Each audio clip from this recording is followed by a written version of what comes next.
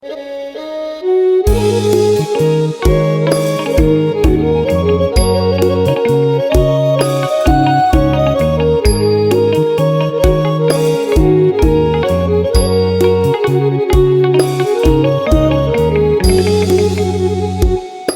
ប់តែល្បីឈ្មោះ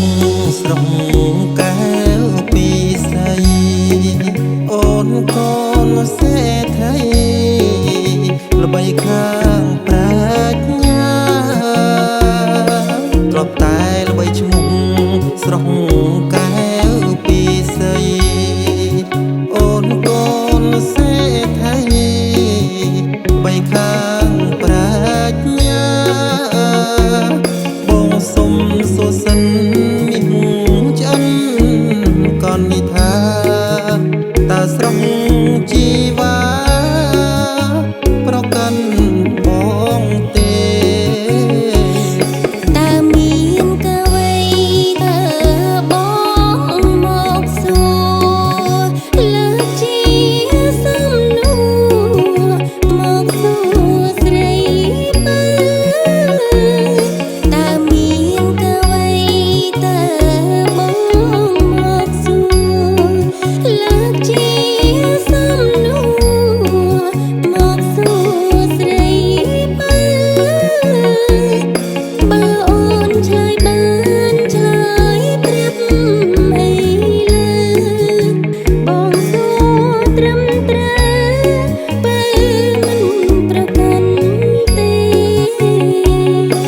ប្រជាជនខ្មែរហែបុណ្យកាំងខិនតើស្រុកញាឆ្អិនគេធ្វើដើម្បីអ្វីប្រជាជនខ្មែរហែបុណ្យកាំងខិនតើស្រុកញាឆ្អិនគេធ្វើដើម្បីអ្វីចាប់ផ្ដើមពេលណាទៅស្រុកពីស្រីសូមអូនលោកលីពន្យល់បងផងស្ដាប់ចម្លើយបងអើយត្រង់ត្រាប់មួយរោចខែសុទ្ធជាថ្ងៃចាប់ផ្ដើមចាំស្ដាប់ចម្លើយបងអើយត្រង់ត្រាប់មួយរោចខែសុទ្ធជាថ្ងៃចាប់ផ្ដើមតែ29ថ្ងៃទេប្រំ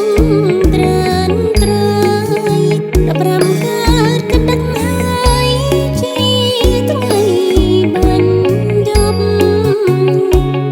កំខិនធ្វើទានប្រគេនព្រះសង្ឃក្នុងលំមានស្បង់បាតក្រែខ្លងបច្ច័យកំខិនធ្វើទានប្រគេនព្រះសង្ឃក្នុងលំមានស្បង់បាតក្រែខ្លងបច្ច័យអានិសង្ឃខ្ពស់នឹងប្រថ្លៃ25ថ្ងៃបងស្រូតធ្វើឲ្យទួនអរគុណអូនណាស់ច្បាស់